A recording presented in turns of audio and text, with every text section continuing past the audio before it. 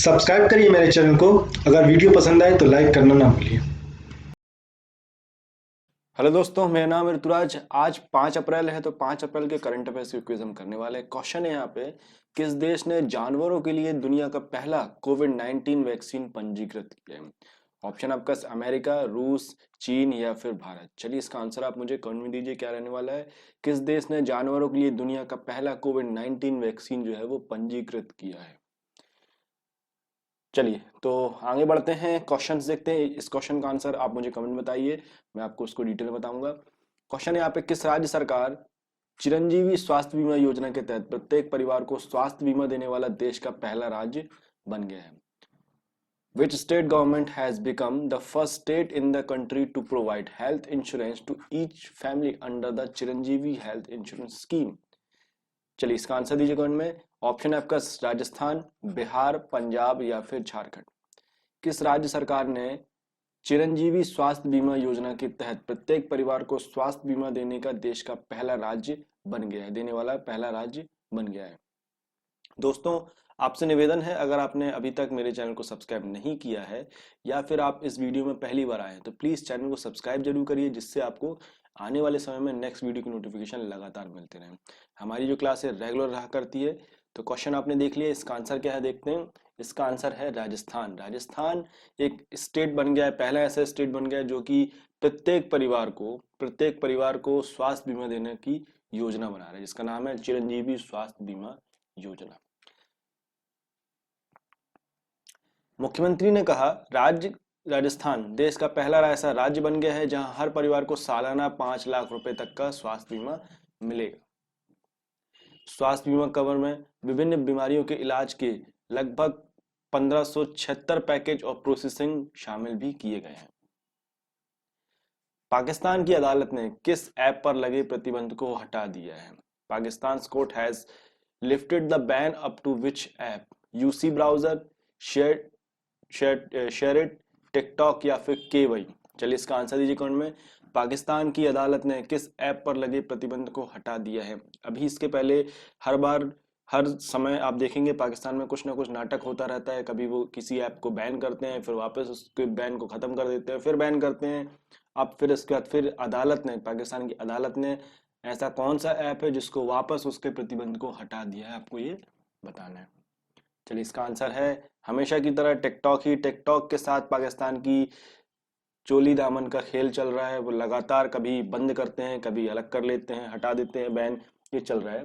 पाकिस्तान में Peshawar high court ने चीनी ऐप टिकटॉक पर लगी रोक को हटा दिया है। पाकिस्तान सरकार ने रोक लगाई थी। पेशावर उच्च न्यायालय ने 11 मार्च को कथित अश्लील सामग्री को लेकर टिकटॉक पर प्रतिबंध लगाने का आदेश दिया था। 6 माह में टिकटॉक पर दूसरी बार 1 अप्रैल 2021 को रोक हटाई गई है। अदालत ने रोक हटाने के मामले में अगली सुनवाई 25 मई तक की तारीख तय कर दी है। उस दिन नियामक संस्था को अपना जवाब दाखिल करना होगा। जो पाकिस्तान की नियामक आयोग है, नियामक संस्था है, उसने यहाँ पे ये आरोप लगाते हुए चाइना के टिकटॉक ऐप को बैन कर दिया था कि वो उसमें अश्लील सामग्री वगैरह भी प्रोवाइड कराई जाती है, बनाई जाती है। इससे वहाँ का जो कल्चर है वो खराब हो रहा है, ऐसा पाकिस्तान ने ऐसा आरोप लगाया था टिकटॉक के ऊपर। इसको देखते हुए पेशावर उच्च न्यायालय ने 11 मार्च पे एक प्रतिबंध लगाने का आदेश दिया था। उसके बाद 6 माह के अंदर ही यहाँ पे टिकटॉक पर दूसरी बार 11 अप्रैल को रोक हटाई गई है। अब अगली सुनवाई जो है वो 25 मई को रखी गई है। अब देखते हैं उसके बाद फिर क्या होता है। विश्व ऑप्टिज्म जागरूकता दिवस निम्न में से किस दिन मनाया जाता है? वर्ल्ड ऑस्टिम awareness days observe on the which of the following days? 10 जनवरी, 15 मार्च, 12 अगस्त या फिर 2 अप्रैल। चलिए इसका आंसर दीजिए। विश्व ऑप्टिज्म जागरूकता दिवस निम्न में से किस दिन मनाया जाता है? चलिए इसका आंसर है 2 अप्रैल। 2 अप्रैल को मनाया जाता है विश्व ऑप्टिज्म जागरूकता दिवस। हर साल 2 अप्रैल को मनाया जाता है। उस दिन ऑटिज्म से पीड़ित बच्चों के जीवन में बेहतरी और सुधार को लेकर कामना की जाती है। साथ ही कई कदम उठाए जाते हैं इस बीमारी से बचने के लिए। संयुक्त राज्य महासभा ने साल 2007 में 2 अप्रैल को विश्व ऑटिज्म दिवस जागरूकता दिवस मनाने की घोषणा की थी। सुप्रीम कोर्ट ने किस राज्य सरकार की एक अपील खारिज करते हुए अदालत का समय बर्बाद करने के लिए राज्य सरकार पर 20,000 रुपए का जुर्माना लगाया? Supreme court has dismiss appeal of which of the state government and impose a fine of 20,000 on the state government for wasting the court's time. Tamil Nadu, Karnataka, Bihar या फिर दिल्ली? चलिए इसका आंसर दीजिए। सुप्रीम कोर्ट ने किस राज्य सरकार की एक अपील खारिज करते हुए अदालत का समय बर्बाद करने के लिए राज्य सरकार पर 20,000 रुपए का जुर्माना लगाया है? चलिए इसका आंसर है बिहार। बिहार सरकार के ऊपर 20,000 रुपए का जुर्माना लगाया गया है। क्यों लगाया ये देखते हैं। यह अपील विभिन्न पक्षों के एक मामले पर सहमत होने के बाद पटना हाईकोर्ट द्वारा मामलों का निस्तारण करने की से जुड़ी है। मतलब कि कोई एक मामला था, उसके ऊपर विभिन्न पक्ष जो थे उनकी ऊपर सहमति होने के बाद पटना हाईकोर्ट पर ये मतलब मामले को वापस खत्म करने के लिए अपील लगाई गई थी। न्यायमूर्ति एस.के. कौल और न्यायमूर्ति आर.एस. रेड्डी ने कहा कि राज्य सरकार ने उच्च न्यायालय की बेंच के आदेश के खिलाफ पिछले वर्ष सितंबर में सुप्रीम कोर्ट के विशेष अनुमति याचिका यानी एसएलपी दाखिल की थी। निम्न में से किस राज्य सरकार ने महेंद्रगिरी को राज्य के दूसरे बायोस्फीयर रिजर्व के रूप में प्रस्तावित किया है? Which of the following state government has proposed Mahendragiri as a second biosphere reserve of the state? Uttar Pradesh, Orissa, Delhi या फिर पंजाब? चलिए इसका आंसर दीजिए। निम्न में से किस राज्य सरकार ने महेंद्रगिरी को राज्य के दूसरे बायोस्फीयर रिजर्व के रूप में प्रस्तावित किया है? चलिए इसका आंसर है उड़ीसा। उड़ीसा को प्रस्तावित किया गया है दूसरे बायोस्फीयर रिजर्व में। उड़ीसा राज्य सरकार ने महेंद्रगिरी को राज्य के दूसरे बायोस्फीयर रिजर्व के रूप में प्रस्तावित किया है। यह राज्य के गजपति जिले में एक पर्वत है। यह 1501 मीटर की ऊंचाई पर स्थित है। महेंद्रगिरी राज्य की दूसरी सबसे ऊंची चोटी भी है। राज्य के प्रस्तावित दूसरे बायोस्फीयर रिजर्व महेंद्रगिरी का क्षेत्रफल लगभग 4,70,955 हेक्टेयर है। विश्व लैंगिक भेद अनुपात रिपोर्ट 2021 में 156 देशों की सूची में भारत 28 पायदान फिसल कर कितने स्थान पर पहुंच गया है? In the global gender difference ratio report 2021 India has slipped 28 place in the list of the 156 countries. Option है आपके पास 42वें स्थान पर, 105वें स्थान पर या फिर 148 स्थान पे। चलिए इसका आंसर दीजिए क्या रहेगा।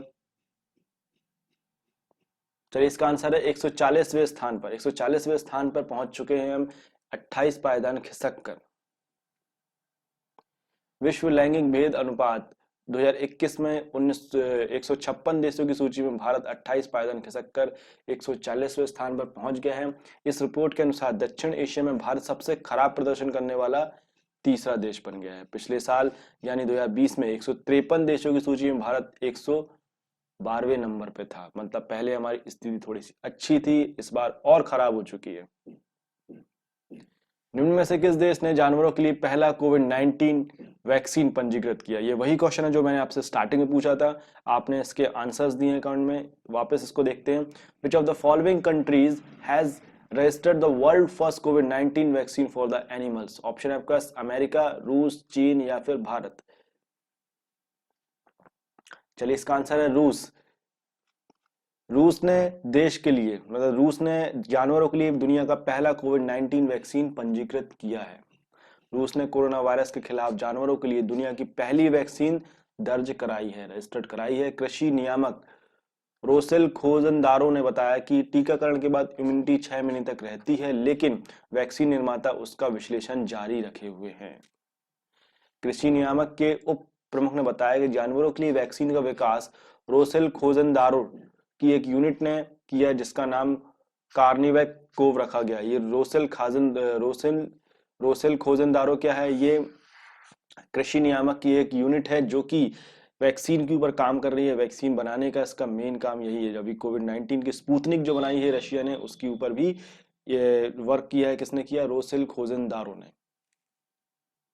भारतीय रिजर्व बैंक ने बिल पेमेंट और सब्सक्रिप्शन रिन्यूअल से जुड़े अपने दिशा निर्देशों को लागू करने की समय सीमा कब तक के लिए बढ़ा दी है?